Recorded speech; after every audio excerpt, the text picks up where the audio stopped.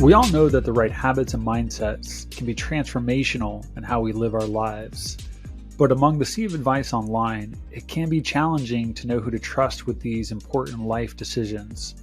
At The Standard, we answer those questions and introduce you to some of the most successful people in the world in their fields and the habits and the mindsets they use to achieve their success.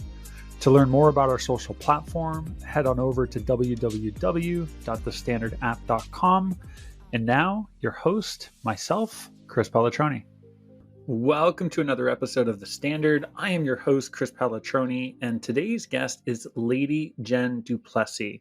I met Jen about a year and a half ago when I was first building The Standard, and she really stood out. This is more of, I think the way I would sort of point it is like a serial entrepreneur. She has a tremendous background in the financial services of over 4+ decades, and she's really leveraged that expertise and knowledge to become a best-selling author, to become a mentor, to become a speaker, to host 2 podcasts, to have a TV show, Tell Me I Can't, and has really become known as the team and scaling architect. And in this particular episode, although she has a wealth of professional knowledge and expertise, we spend the majority of the episode really looking at the things that she does to take care of herself that allow her to be so successful. And so we talk about her standards, stretching, dancing and why she does it, the small actions that for her lead to really big changes. And I actually love this part of the podcast because she gives a lot of very small tactical things that she does throughout her day that have allowed her to accomplish some of the goals that she has. We talk about the power of breath work and letting go and simplicity and vitality. And ironically, probably more than any other word, centenarian, living to be 100+ years old is both a goal of hers and mine. So that comes up a lot in this. We do a lot of exchanging of books around the self-development. She's a very avid reader. She's a speed reader with a photographic memory, completely jealous of that. We also talk about taking care of yourself, being intentional, and so much more. Jen is clearly a good speaker. It comes off, it shows she's got a phenomenal set of catchphrases and quotes. We could probably have a quote off, but this was a really fun episode, and I think you'll enjoy it as well. So without further ado, I want to welcome Jen. Well, I'm excited to talk with you. I've obviously followed you for a while. I'm somewhat familiar with your background. I don't think you describe yourself this way, but it feels like you're a jack of a lot of different trades here. You definitely keep yourself busy. But what I'd love to do before we sort of dive into like more of your personal habits and mindsets, which I'm so curious, I think you're sort of like the first female entrepreneur that we've had slash speaker. A lot of the guests that we've had have been like fitness coaches and yoga and people that are in habit, which is great. Oh, wow. Yeah. But I love branching off into like entrepreneurs and whatnot. So I'd love if you could just take a couple of minutes and just share a little bit of your background and sort of bring us up to speed with like who you are and then also like what you're doing these days. Yeah. Well, I know when I heard you say jack of all trades, I'm thinking, oh gosh, please don't master of nothing. I'm actually, because, I've been in the financial services industry for 4 decades. I have a lot of mastery. I really do. And I tend to, Yeah. bank on that or capitalize on that mastery. I'm not really a jack of all trades, like not knowing much stuff, because if I don't know it, I don't do it. Right. It's not, and I'm not learning too many things these days other than French, right? I'm learning French right now.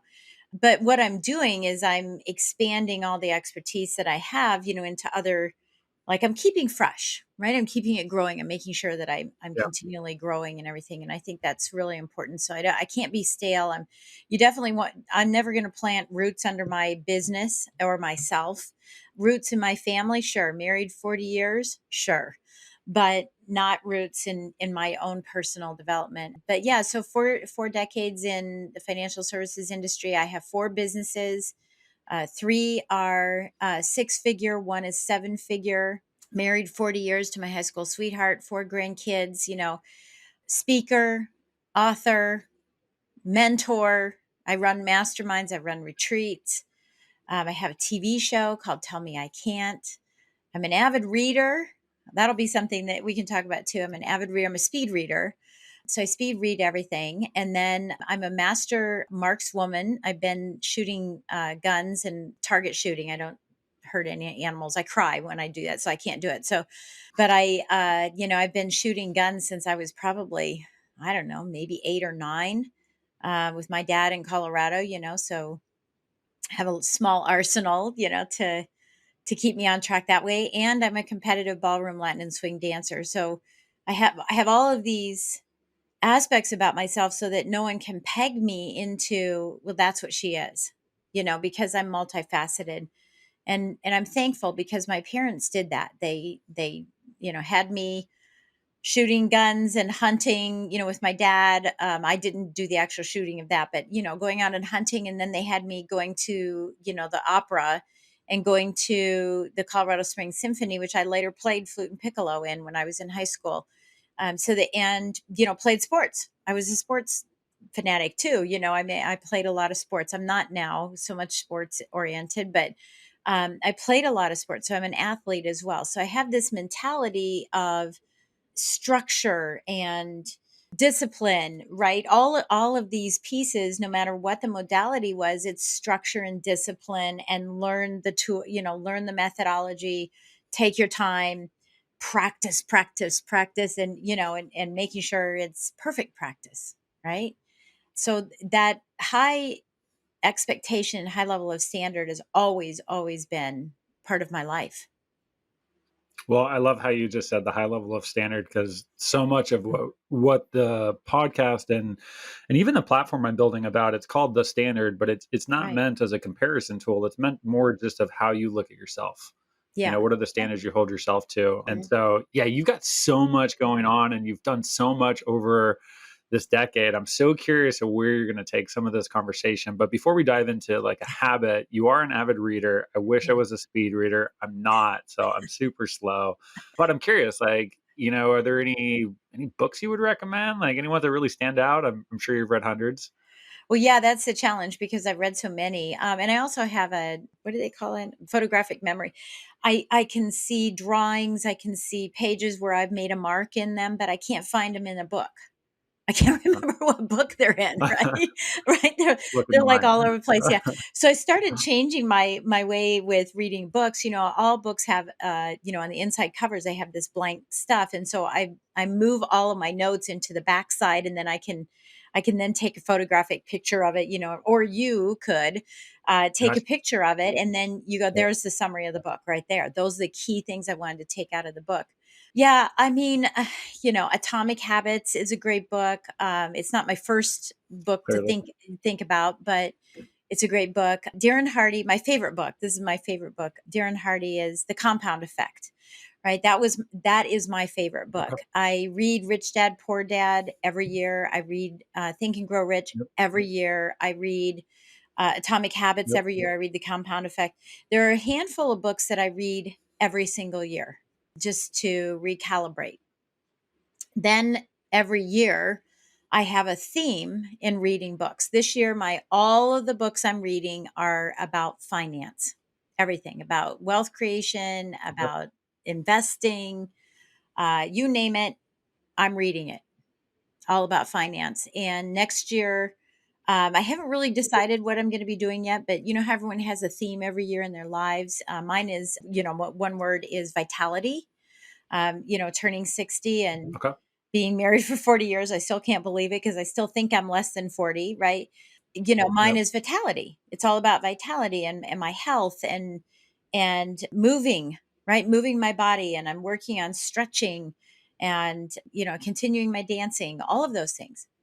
And so my big word is vitality. So I imagine that most of the books I'm going to be reading are helping me understand grams, protein, right? All those things that nutritionists talk about. And I'm like, yeah, is this a gram? Is this a protein? How much is 3 ounces? So, and finding something that works for me, because my goal when I turned 50, my husband said, well, what was your wish? And I said, I want to be a centurion, right? I want to live to 100 years old. So this year, my focus is really on continue to create wealth all this year.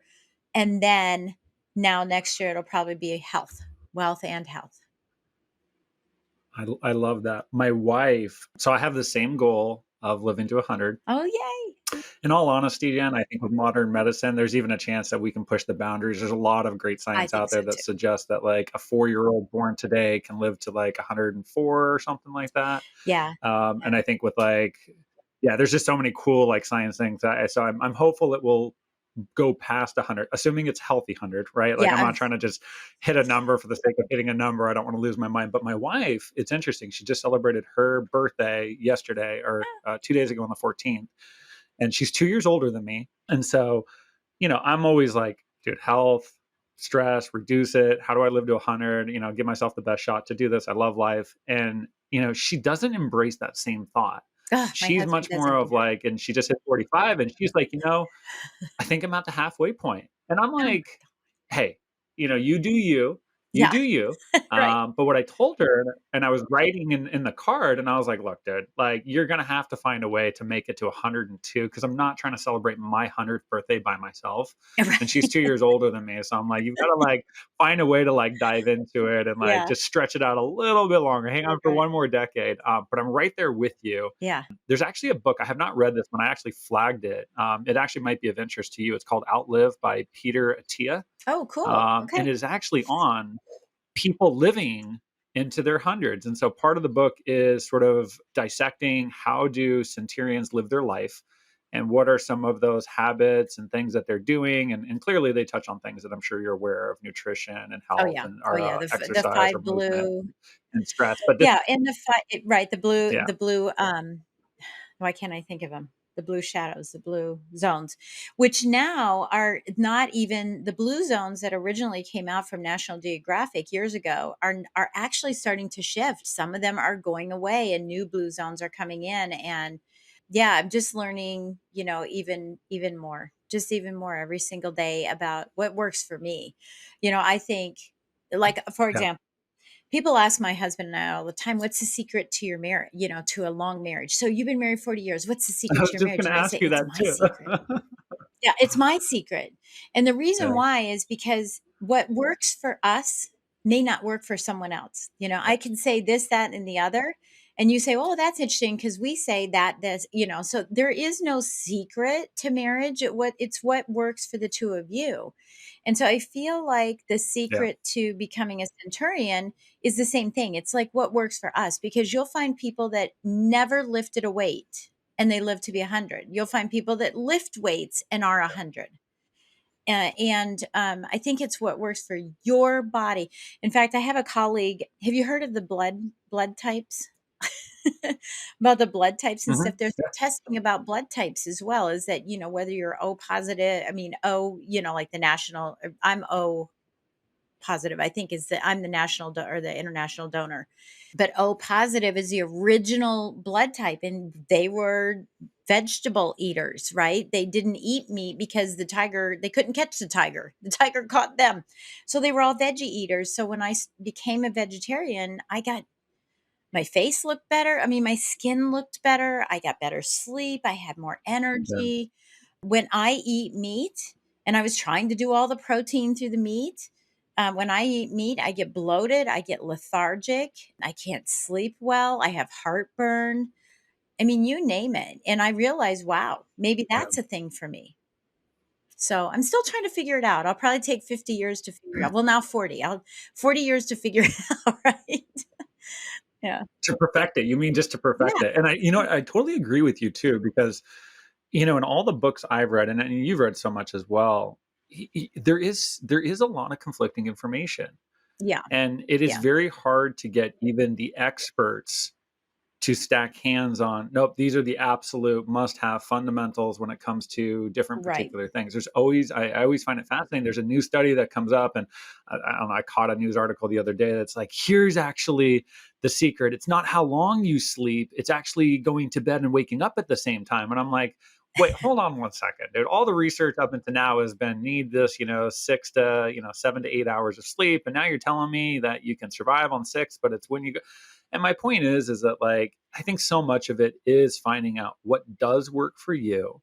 And I Yeah. think the hard part about that is you have to use your intuition. You have to trust yourself, right? There are plenty of people that ate bacon every day and, had some what we would consider slightly unhealthy habits, and they lived a very long and healthy life. And so I don't know. I think the big thing I've always tried to take away from it is try to be somewhat Yeah. intuitive, like see how your body feels mentally, Well, you don't know what else physically, they try were to make doing. uh, Yeah, I mean, you don't know what else they were doing. right. It's like my dad. I mean, unfortunately, he died young, and the doctors had said to him, he went to the doctor. And my dad's like a cowboy, right? Well, he was a cowboy. He's a cowboy, and then he's a cross between a cowboy and Clint Eastwood. He doesn't say much, right? He just is quiet. And he went to the doctor 2.5 weeks before he died. He had a massive heart attack. Okay. Went to the doctor and they said, "Well, do you work out?" And he said, "Well, I work outside." And they go, "Do you walk?" And he goes, "Well, I walk on the property," right? And he's at 10,000 feet, right? That's where they lived in Colorado, 10,000 feet. So he's walking up and down the hill at different angles and all this stuff.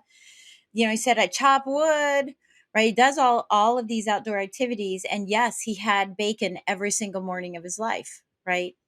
And they said, "Well, your body, all of your stats are that of a 37-year-old man." He was 74. And Love then that. 2 weeks later, Love he that. had a massive heart attack. I don't get Yeah. it, right? I mean, I think we just have to do what we can to enjoy our lives. And here's the thing my dad always said, and speaking of which, because you said, "I want to live to 100, but I don't, good 100, right?" He said, Yeah. it's better to wear out than to rust out. And that's exactly what he did. He wore out. He had a Mm, massive heart attack. He didn't even know he died. They said it love was that. so fast, he didn't even know he died. So I don't want to Yeah. rust out. And so if it doesn't matter, because I saw a quote, bumper stickers years ago. It said, "Work out, eat right, and die anyway." Right? Yeah. But I don't want to rust out. I want to do all the things I possibly can to have the best quality of life. And then we're all going to Yeah. die. So Yep. you can choose Well, to not have a good life. no, I love that. That's a good quote to wear out, not rust out. I haven't heard that one before. That's awesome. Yeah. Well, I think that does a pretty good job of setting the stage for your habits and your mindsets. And so I'm so curious. I mean, you obviously this is the life you have designed for yourself. You're very intentional. You have aspirations to live for a very long Mhm. time and very healthy. So I'm sure there's a lot that you do to support yourself. Unfortunately, we won't get the opportunity to dissect all of the good habits and mindsets that you have. So we'll sort of put pressure on you to hone in on one that really stands out. So we'll start with your habits, and then we'll move over to a mindset. But is there one habit for you right now that stands above the rest that's really supporting your health, your mental health, your well being, your ultimate success? Yeah. Well, I mean, besides, I don't like lift weights or anything. I do resistance training. I have a vibration plate. If you haven't gotten one of those are pretty cool. My husband can't be on it because he has stents, so you have to be careful. But I love being on the vibration plate and doing resistance training and stuff. So that's really where that is. But I'm a big walker. I walk a lot and I dance. And I mentioned I dance. So when I'm at the studio 3 to 4 times a week, and I'm doing about an hour and a half at the studio, a double lesson or a class, and Okay. because it's ballroom, I'm always with a partner and stuff like that. But when I leave, I have over 15,000 steps. So Oh if you're wow. struggling to get steps in, it's like, oh, I walk up and down the stairs, or I don't walk enough in my house, or I'll go for a half an hour walk, which walks me, probably half a mile, right? Or it depends on how quick you walk, that kind of Yeah. and you're not getting those steps in, then start dancing, and there are apps for this too. There are apps to help you dance at home, and you can do all kinds of dancing. And I get the steps in there. But anyway, so walking, eating right, dancing, those are the big things. Right now, the new habit I'm trying to form, and by the way, I run a fiscal year. I don't use January to December. And I don't do that in business Okay. either. And the reason why is because the activities that I'm doing October, November, and December are setting me up for immediate success in January instead of waking up and going, okay, well, now I'm going to have Okay. all these things, right? So it's creating a habit at a time where I'm challenged because of the holidays, right?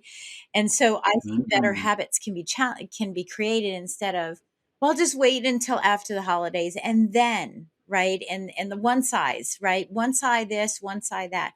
So I started incorporating the habit, and for me, it's stretching. It's stretching because I sit at Okay. my desk and because I travel on planes, and I love traveling because I love walking to the airport, right? I love that part. And when they say a plane's delayed, I'm like, yes. And just keep walking. You're the only person I've ever heard say that, by the way. Yeah, well, they should put, like, tracks in the thing. They should put little tracks for us Totally. to walk on, right? And put something on the ground so we can see that we've been walking for a mile. But anyway, so, I do all of those activities, but I get real stiff because of sitting and because of sitting on the plane. No matter what you do, wearing compression socks, moving your fingers, whatever you do, and so now I got a Stretch app. It's just called Stretch. And every day I'm learning, more and more stretching. I think that's the most important thing for me now. And as my grandkids, I have a 7-month-old grandchild, and my goal was always to be able to play on the floor with him, which I can do. But if I sit too long, I'm really stiff. And I said, okay, this is not going to work. I can't be stiff. I've got to be flexible. So that's the number one habit I'm working on right now is my flexibility. Yeah, you mentioned a lot about daily movement too. I know you honed in on flexibility. If I can ask you just a question regarding like the dancing component, because it seemed like Yeah. at least from a time and frequency, that was one that was pretty. It takes up a good chunk of time. Like I have to imagine you love dancing. Like that's not like it wasn't like forcing yourself to do something you're not comfortable with. Like dancing is a passion of yours. I would take it. Oh, yeah, my mom and dad were dancers. My mom and dad were dancers. Okay. I they were s and, they were square dancers too. They were couples dancing, but they were square dancers. My dad was a cowboy, so all I did was country music, right? But then I became a Okay. square dancer when I was in high school or college. I was on the square dancing team, and that's so stupid, right? I mean, it's funny to talk about it. But I remember the little dresses that they have and stuff, and black lights had just come out, right? And so it was the coolest thing that our dresses underneath, would turn purple and stuff with the black lights.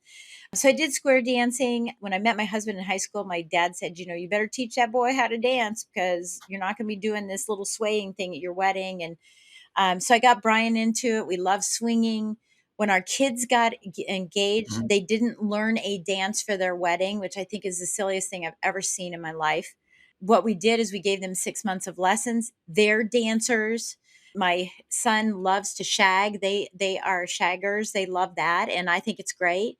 Well, we like to. Well, my husband says, "When in doubt, swing it out." When he can't remember something, he's like, "When in doubt, just swing it out, Love baby." it. But, my favorite is, Viennese waltz. I'm a big waltzer. I have long legs, so I'm short, but I have long legs. But, here's the thing about dancing, and I don't care if it's a Zumba class, I don't care, if it's something online. There's a lot of stuff on YouTube now that you can do. There's so many easy things that you can do, to do it. But one thing about dance is no matter what it's like when I walk through that threshold, I just lost a sale. A client decided not to renew. I didn't get the speaking gig, right? I forgot about a $10,000, payment I would needed to make someplace. And I'm going, no matter, or I fought with my husband, whatever it is, disappears magically when you walk into dancing because there's nothing else to think about except for that. I love that. There's so many positives that happen. I mean, daily movement is, and I know, and I'm going to lean into stretching here in just a second. Daily movement has come up probably more than any other habit, like in this, and for a lot of practical reasons. From a Yeah. non-negotiable perspective, sleep, nutrition, and movement are just so fundamental to health and Yeah. happiness. So clearly there, but also the fact that you're doing something you love, because let's be honest, like there's a lot of people that don't get the adequate amount of movement or quote unquote exercise. And look, there's so many options out there. Just find something that you do love. So the fact that you love dancing, there's a social component to that. There's a Oh, yeah. flow component to that where, to what you just said, you sort of lose sight of all the other things that have kept you preoccupied throughout the day. You getting your steps in, you look forward to it. There's so many like positivities that feed into that, so that's great. Why Yeah. did you, with the stretching though, and you touched on it a little bit, I'd love you to like dive in a little bit more. When did you start the stretching, and when did you notice that that was becoming a bigger and bigger issue for you? Yeah.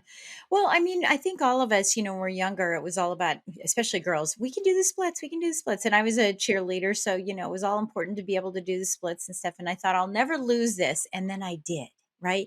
You have kids, life happens, you're not, doing that movement. And then I reintroduced it again several years ago when I was working out. And I said, I'm just going to stretch with this towel. I swear to God, I'm going to be able to touch my toes. I still can't touch my toes at all.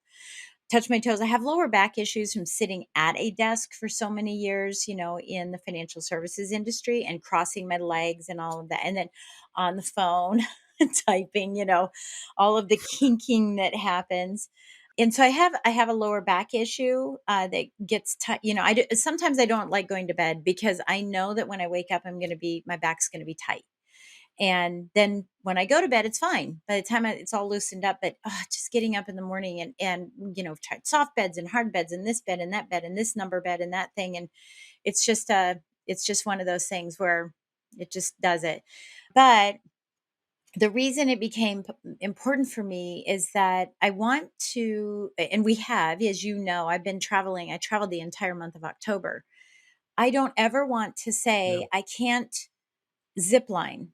I can't do a walking tour. I can't climb a mountain. I don't ever want to say that. And it was important for me to say, if I'm going to live to be 100, although we didn't know this was going to be our topic here today, apparently. But if I want to live to be 100, I do not want to sit in that wheelchair. I don't want to be the person who's bent over and Yeah. hunched over and whatever. And so, whatever I can do to really just scan my body and say, okay, what needs to be fixed? What needs to be worked on? And there's two specific areas for me. And one is my upper neck from typing and stretching that out, and two is my lower, and the only way to do that is for me to, do that stretching. So that's what really started it. And again, I'm tired of waking up in the morning and being in pain. I want to wake up and be able to stretch. So Yeah. literally when I started this stretching app, they only have you stretch for 1 minute. And I was like, I swear I'm going to die. I'm going to die just 1 minute. I'm not going to make it through this. Look at her doing all this. And I'm like, I can't do that. And I thought, well, you know what? No one else can do my push ups. So I have to take them one day at a time. And if all I can do is that one thing, and it's a 30-day plan, not 30-day, it's 30-day segments, but it's over a period of time. But yeah, so I'm getting more flexible and I'm seeing changes in it, but it's just taken some time. And again, I don't want to be sitting in a chair for 30 more, not I'm not saying now, but I don't want 10 years from now I'm sitting in a chair for 30 years to get to 100. Yeah, that makes a lot of sense. Is it just the app that you use to accomplish this habit, or is there like yoga, Pilates? Is there Yeah, other things that you're sort of weaving in there I'm to not a like yoga achieve this person. more? Yeah, I'm not a yoga Okay. person. Now, I might get to the point where I am, but right now, I don't want to be in a yoga class and just be Yeah. frustrated that I can't do the things that I want to do. I can do that baby crawl, whatever thing. I can do a dog, whatever. But there's so many things I can't do, and that frustrates me more. So I'm using that app, Yeah. and then I just do whenever I get the chance. If I'm walking up the stairs, I'll take 2 more steps and then stretch it out. I'll take like elongated lunge walks Yeah. going up a set of stairs. And so I'm finding other ways to do it. I mean, like, I have a little game with myself in the morning. I can't have my chai tea unless I hold on to the sides of my island and my island, and I squat down Mhm. and stretch out and squat down and lift up and then squat down, just stretch my back and Mm. stretch my hips. And then the other part is that I Yep. have to do 15 push-ups on the island as well, just to, you know, Yep. activate. Doesn't mean I'm not going to do more throughout the day. It's just to activate. And then where is it? Right here. I just moved it out of the way because I'm writing an article, but I use Slim or not Spin Gym from Forbes Riley, right? So I have this sitting here in my office all the time, and I'm constantly doing, these Nice. types of stretches and working on my thumbs and my wrists because we're constantly, typing and doing all these things. So I'll just sit here on calls and do this number all day long to give me some upper body strength. It gives me something to do, right? And So Absolutely. just little stuff. I just try Have you as noticed much as I uh, can, and water, right? And I just try to incorporate as much as I yeah, can. And squatting. I think that's one of the things I've learned reading so much about centurions is that they don't fall because they're used to being on the ground. So instead of lifting something, I used to pick things up with my toes. And I go, yeah, it fell down there. I'm not getting that, right? Because it hurt too much. Now, how can I can do a whole squat just to lift up a pen that falls. And with the baby being around, us living here now for the next couple of weeks, with the baby being around, he drops everything. So I have to pick it up. So I'm very cognizant of how I'm picking it up. And I'm just trying to incorporate as much movement in every single thing that I do. Every single thing that I do. Even on my tiptoes for putting with all dishes away. Yeah. with all these little things, I love the fact that you're like just incorporating them into the natural flow of your day versus like this big production of like I'm gonna I stretch for have to 30 minutes. work Because as you out. well know, with like habit Yeah. formation, Yeah. it's just so overwhelming when people are like, "Oh my god, I've gotta go do this thing," and they just feel like it's a huge time commitment, although we all Mhm. do choose how we wanna use our time, but I love the fact that you're just finding things that you're doing naturally, and you're just weaving slight variations into that. I'm curious, with all these things that you've been doing, have you noticed a difference? Oh, yeah. No, I totally noticed a difference. I wake up, I still have some back pain when I wake up, but it doesn't take Yeah, forever for it to go away. I mean, it's shortened, yeah, right? The shortened time frame for recovery, I'll say for recovery. Where before I was getting up and my daughter, we've only we we're cohabitating for about a month and a half, okay? So it's not a big deal. We started October yeah. 1st. I wasn't here for all of October. So all this stuff had to be done while I was on the road. And I thought, well, this, would be good because I won't be distracted by work while I'm driving, being on the road for a month. So that's when I started doing that. But I remember when, she would hand me the baby, before I left when we were in our own homes. And I'd say, I can't hold the baby right now. I can hold the baby sitting down in the morning, but I can't hold the baby standing up because my back hurts too much. Now I'm holding the baby standing up. And Yeah. she said that to me I don't know, a week and a half ago. She said, you're holding EJ first thing in the morning. And I go, oh, I sure am. I didn't realize it, right? So I noticed that one thing. And Yeah. I noticed that, again, I wake up in the morning and there's a little stiffness, but it's not like it was. Yeah.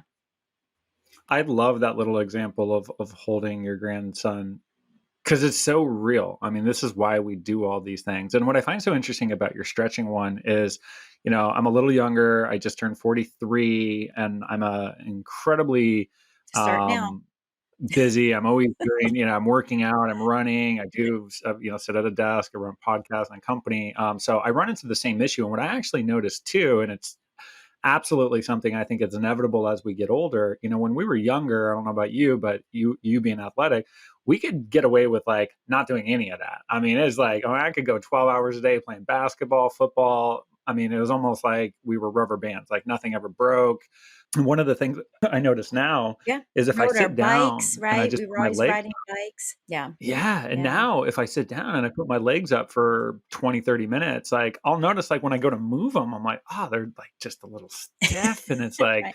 there's a Right. mobility component to that I think just as we age, it is very important stretching becomes and I'll bleed stretching into, like, just mobility a little bit. It's like, if you don't use it, you lose it to some extent. Yeah. And it's really important, once again, to be Yeah. centennians here, to keep that. There's 2 people, if I don't know how much you're on social media, but I interviewed 2 people not too long ago. One's coming out next week, Rod Cooper.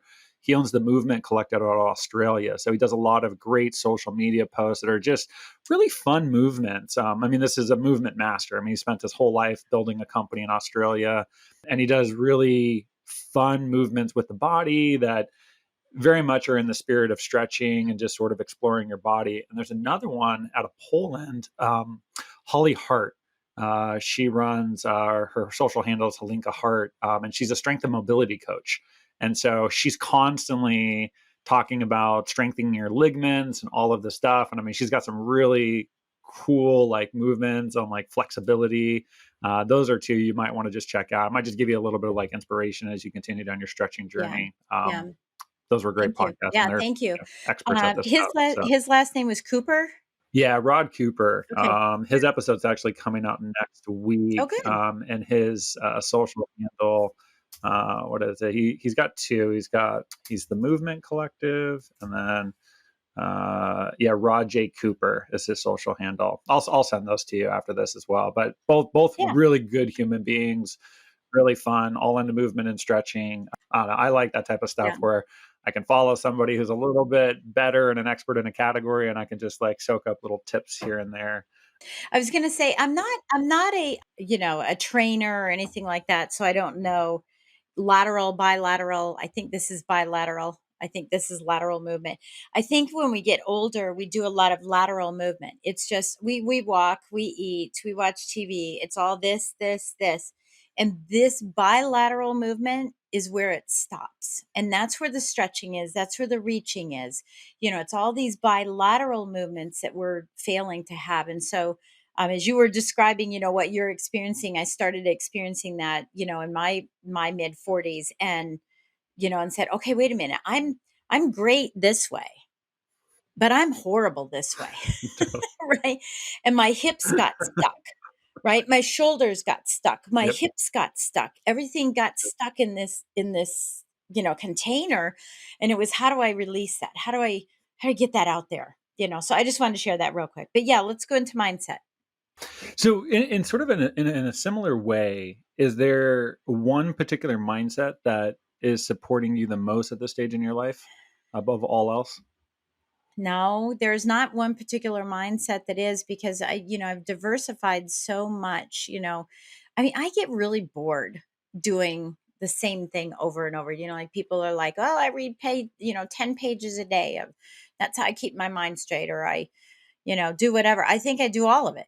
I don't I don't touch my phone until I've done a certain amount of things. I have this little game with myself, like I was saying with my chai tea every day. I have this little game with myself. So I don't touch my phone until I've done this, that, and the other. And that for me is mindset. I don't get out of bed until I'm finished praying. I make sure my prayers are done. Mhm. And I mean, I don't do it. And if I, have a day that goes a little wonky, I know that I've got my bookends of prayer, and I've got my bookends of writing, especially at night. Oof, writing down all the things that need to be done tomorrow, so they don't wake up in the middle of the night thinking about all the things I need to do tomorrow.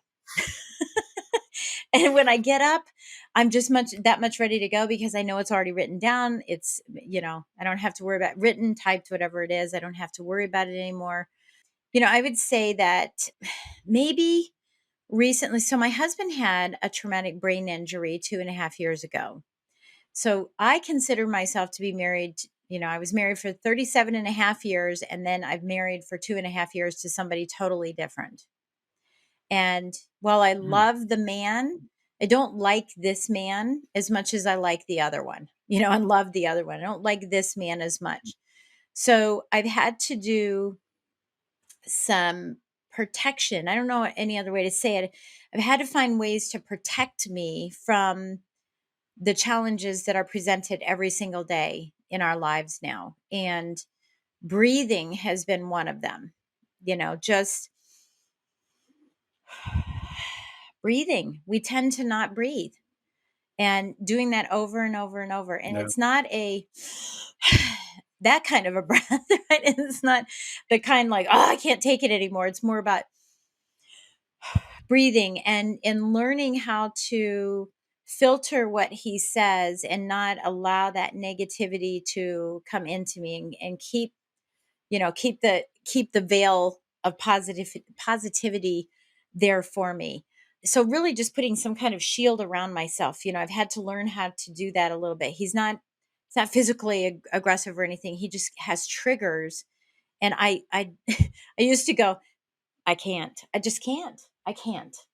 And I would just walk away. Now what I'm saying, I just listen to him, but I have a buffer so that it doesn't affect me. So I haven't turned cold on it or anything. I've just had to learn how to buffer myself. And I think that mindset, I mean, it was important, because then 2 seconds later I would get on a sales call with a client, and all of that would just seep into that sales call, and it was not good. right?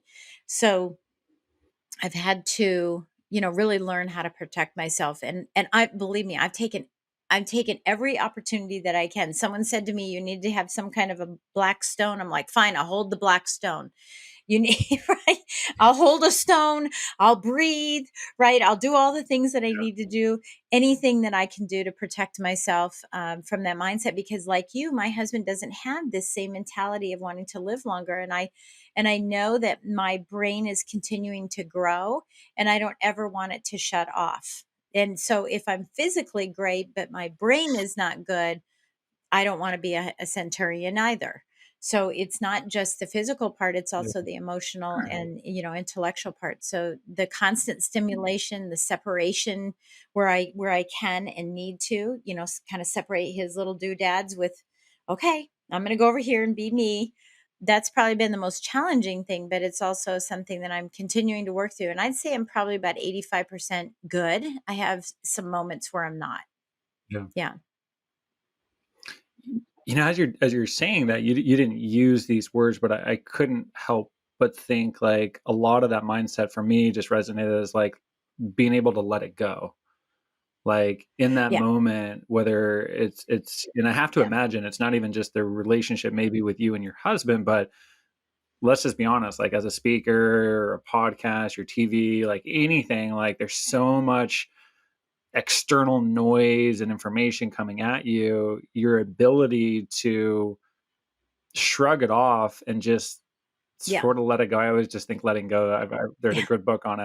I always think of letting go as sort of like a cloud in the sky of like, it's just passing. Like I'm not going Yeah. to hold on to this, Yeah, and I'm just just going to let let it. it go. And breath plays a really important part in that as well as being able Oh, to yeah. calm sort of yourself. And if you do those well, then you sort of bring your best version back to that situation or maybe the next situation you're about. I don't know. I just couldn't help but think, but like letting go is what I was Yeah. taking away with the way you were sort of describing that Well, with it's funny you said that because, in our document, you said list a couple things. I have a course, it's for business, it's not for personal, but it's called Letting Go to Mhm. Grow. Right? And it's the mindset around Mm, letting go of things so you can grow your yeah, business. Yeah, and I've always thought of myself as a duck and not a sponge. Right? Always. I've always felt, I never want to be I would never want to be a sponge. I want to be a duck. Now, because I feel like even on the positive side of things, when you say, "Oh, I want to be like a sponge and I want to take it all in," if it's too heavy, it's too much. So I've always said, yeah, I want to be the duck. Just let it roll off my back, take on what I want, choose where I want to go, choose what I want to do. And yeah, this year's word was simplicity, ironically. And it was another word that I use or phrase that I use with my coach. I said, I'm not going to or doing anything for FOMO. I'm only doing for promo. I'm either promoting myself because I'm speaking on stage, or the people that are attending are my people, right? The people that I want to be around. And I will not yeah, do anything for FOMO anymore. And I think we all go through that in our business life where we feel like we have to be everywhere. We need to get the exposure right. But there comes a time when all of those activities are like eating soup with a fork, and you're just doing them because it's now a habit to go to these things, because the intention and the purpose, in the beginning has now dissolved itself into, okay, you got the exposure, or you didn't get the exposure, now try another tactic. But we keep the habit going, and financially that can wreck you, not emotionally, it can wreck you, right? Because eventually you're like, I'm not getting the results. It's the minute long law of diminishing return. And so I had to realize, hey, wait a minute. I don't need to go to everything anymore. I don't need to spend that money and that time and that effort and not get the results. So now I'm very picky and choosy about what I'm doing. So the whole year was simplicity. And anything I do is not just simplicity of my business, but simplicity of my life, because it's all integrated, right? I have a phrase, mindset plus mechanics equals momentum, right? Mindset is personal, mechanics is business. That's where the momentum in your life comes from. And so what other simple things could I do? Simplicity. Like, well, for example, I'm a competitive dancer. My husband's not a competitive dancer, but we do dance together. He does come to the studio, but he can't come to the studio as often because he has short-term memory issues. He can remember all the dances we learned, but he can't remember anything new. He gets it for a moment, but then can't apply it. So, okay, let's simplify this instead of you getting frustrated and me getting frustrated with you too. Let's not have you go to all the lessons. We just know that that's where we're at. We'll still dance at home, and we have a bunch of open walls, so we dance around all these open walls, like we're in a big dance floor and there's a bunch of people in our way, and so it's good.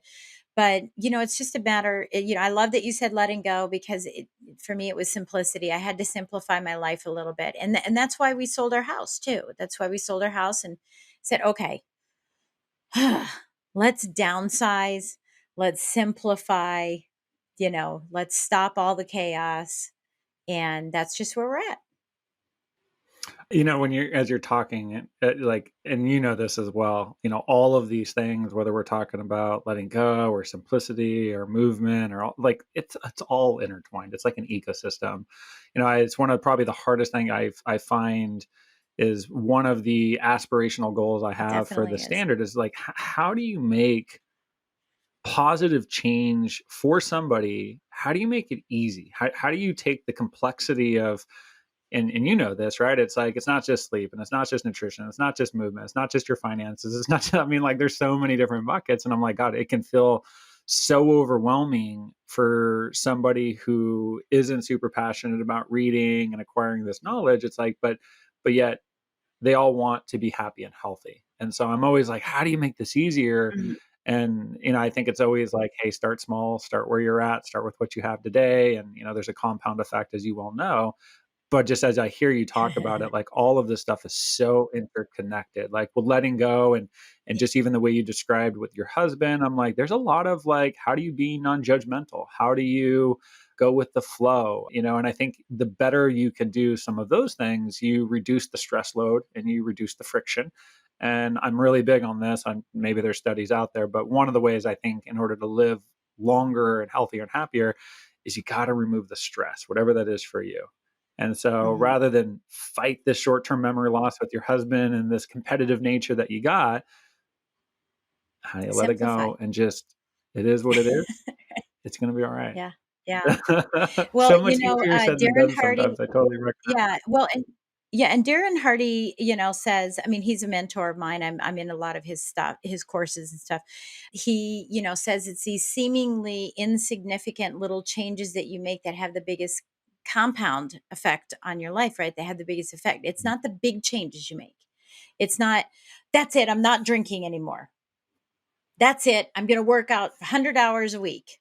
It's not the big things. It's the seemingly insignificant that make the biggest changes. And so when I say it's little things like when I put Tupperware away in a lower cabinet, instead of leaning down, I squat down. It's just little things that become, and I know that Yep. that squatting down is going to make me feel good, and I know it's going to prolong my life because I'm now bending more. I'm doing more squats, and instead of leaning over and stressing and straining my back. So for me, the habits, well, for example, us leaving our big home that we're so proud of. We lived here for 20 years, multi-million dollar home, and going to something that is so much less. For a while I was like, oh, I don't know if I can do this. I'll just keep talking about yeah, we used to live in a house. We used to live in this big house, right? Because that was the goal, right? But when we got here, I mean, obviously we live in the country, so we're not, I'm 13 miles from anything. So I have to do everything on my app, right? Because I'm not driving for 45 minutes it takes that long because a lot of it's back roads. It takes, Mm. 35 minutes to get to the closest town to take a half an hour class. I'm not going to do that, right? I'm not going to do it. So, us downsizing. So here's how replacing habits, right? Us downsizing is allowing us to do more travel, to spend more time together, quality time together outside of the daily life of work. We haven't had to work for several years now, but I love what I do. He just retired a month and a half ago and he hasn't figured out what he wants to do. That's fine. But I had always said I want life with my husband after we work. I don't want us to just work to death. I want to have this life after. So this is giving us this life after. So I'm just replacing, I don't consider it a habit, but I'm replacing a larger home with a smaller home to give me the ability to do all these other things. So when we look at doing that with habits, how do you take these small little things is, if you stop smoking, then start, I look at and I've never smoked, but if you're a smoker, start drinking water like this. You'll get the same sensation. Don't drink it out of a Mhm. mug. Drink it out of this, Yeah. you'll get that same sensation. And I think that when you're working at replacing bad habits, you have to replace it with a good habit. You can't just negate the bad habit because it'll come back and it'll probably be replaced by Yeah. something else. You've heard that from alcoholics, right? My father was an alcoholic, so he stopped drinking and he started eating sweets.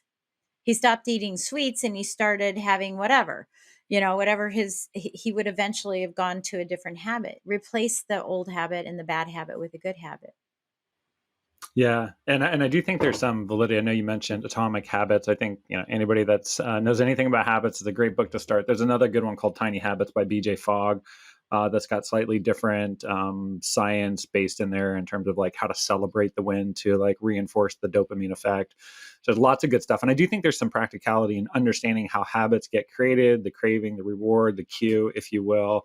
So I definitely think that's positive. But I think a lot of this does come down to awareness and clarity. Like there's so many good quotes out Yeah. there on the internet, but it's like choose your hard, right? And I love the choose your hard. It's Yeah. probably one of my favorites. It's like if you do it as easy, your life will be hard. If you do it as hard, your life will be easier. And why I love the quote so much is, you know, morbid or not, life is hard. I don't care who you are, and I Yeah. recognize for some people it is slightly harder for whatever reason, but it is hard. We all deal with loss, we all deal with challenges. There are bad habits we have. There's so much that happens to us as humans, and we feel really deeply that Hmm. we are inevitably going to go through hard times. And so I do think, I was thinking about this the other day when I'm on a run. I was like, dude, I work out a lot, and it is hard to stay consistent with it. I mean, like I'm dedicating 15 hours a week to working out, and I'm like, I got to stop in the middle of my workday to go for a run. And I'm like, but what's the alternative to that hard? I don't like the way I look in the mirror. Hmm. I don't feel as healthy. I don't sleep as well. Right. And I'm like, do I want that hard? Or balancing my Right. finances? Like I do that every single week, and it's like I'm completely OCD on it, and like that's not easy to do. And I stick to a budget, or Hmm. at least I try to get my family to stick to a budget, I should say. And that's not easy. But the alternative is being stressed over money. And so I think so much of positive change comes down to like, what do you really want out of your life? And Hmm. you gotta Yeah. be willing to make some sacrifice. There is no positive change without something you're giving up. That's just the inevitability. So I always like you got to Yeah. choose your heart. What makes the most sense to you? I was actually going to do that same quote because Les Brown says, if you do it's hard, your life will be easy. If you do it's easy, your life will be hard. I think what I learned from Yeah. him because I was able to, travel and speak with him and Les Brown Jr. before COVID was that when people think do it's hard and your life will be easy. Well, I'm just going to, work out 100 hours a week and that's what's going to be hard. And then it's going to get easier later on. It's not about that. What I've learned is, and let me put it in a business format too. It's not working long hours. Oh, I'm going to do the hard work. I'm going to, do it's hard. I'm going to work long, hard hours. It's not working long, hard hours. It's doing the hard work for a short period of time so that it can be easier later on. And the hard work is the Hmm. discipline.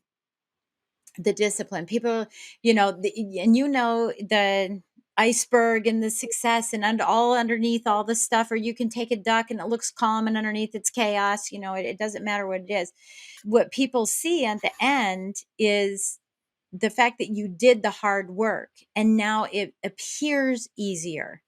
And because you did the hard work, you have to do Yeah. you can do the fine tuning as opposed to always having to recalibrate, start over, reset, start from Yeah. scratch, all of that. And that's what we're talking about here is and even for you, and because I'm older, I can say but even for you, the running, you can probably turn into walking now. You can probably walk and then do some running. And because you've done the hard work, so that now the maintenance doesn't have to be the full extent of what you think it is, to simplify.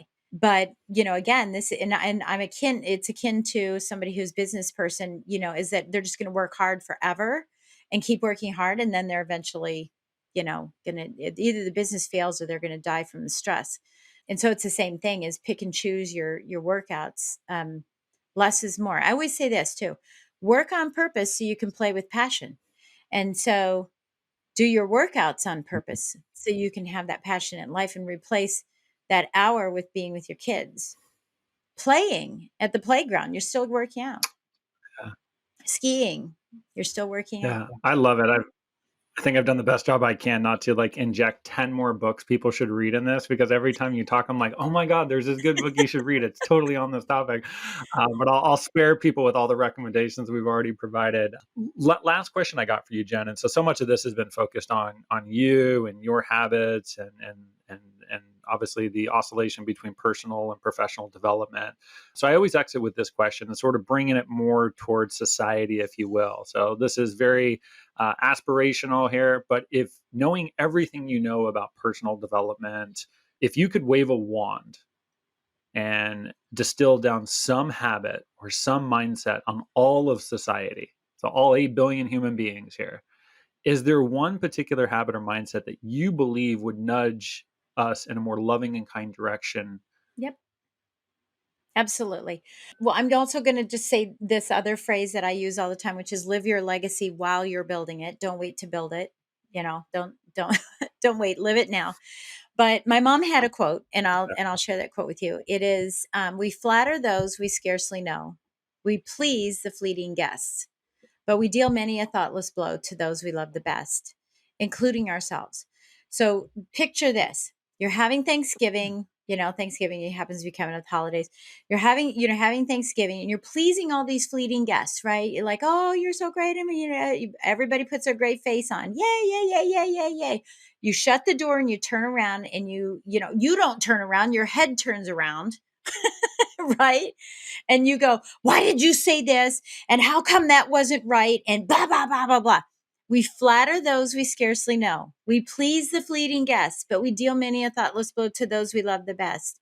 If there's kindness in the world, if and I would say, I mean, other than the fact that my husband will have arguments here and there, what you see is what you get with me and my husband, right? It's always been like that. And I've always made it a point with my kids too. Like my son would come over to me and go, "Why did you say that? I don't really want you to say." And I go, "Okay, you just flattered all these other people, and you're dealing all these thoughtless blows to your family."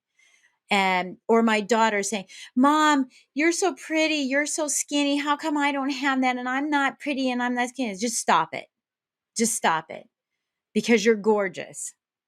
Just stop that. Please stop pleasing all these other people and pretending like everything's great, and then turning right around and just, it's like a thousand cuts to your personal life. And Yeah. we have to learn that we have to treat ourselves better, and we have to treat our family and our friends, our close that are around us, because that community, again, going back to 100, that community around us Yeah.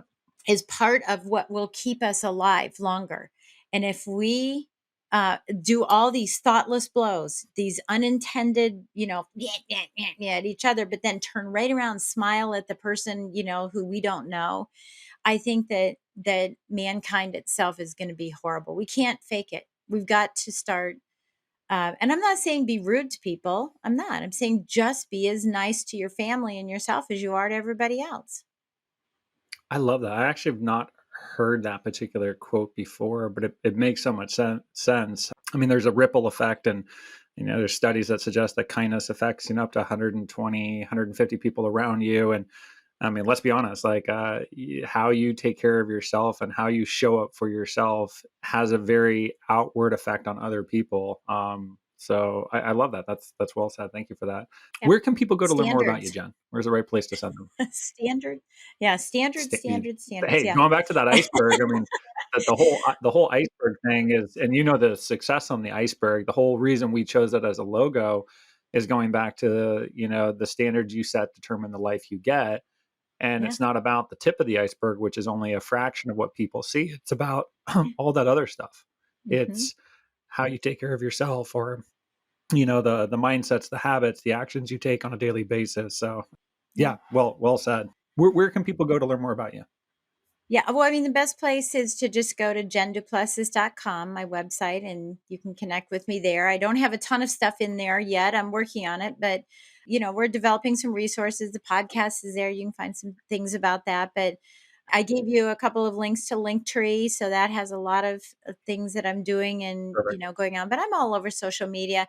Some places you'll now find me Lady Jen, and other places I'm still Jen. There are some places that won't let you I saw change your that. I name, saw but that. that's okay. And that's not a ploy. I've been knighted. I'm now officially part of the Royal House of Cappadocia. So that's my title. That's my name now. So Awesome. I like that. I did see that and I didn't understand. So thank you for bringing that up. So I will make sure we refer to you in the show notes as Lady Jen. I love that. Well, thank Jen, thank you so much for coming on. Thank you for sharing some of your wisdom. You've brought so much to this. You've got so many great one-liners and things that clearly you've used in your business career, but have such application on the personal side as well. So thank you for being a guest. I really do appreciate it. thank you so much. Yeah, thank you. It means a lot to be able to share and impact people. That's what it's all about. Thank you for listening to another episode of The Standard. Before we go, click on the link in the show notes of this episode to learn more about today's guest. And if you enjoyed this episode, please share it with somebody who you think would benefit from it as well.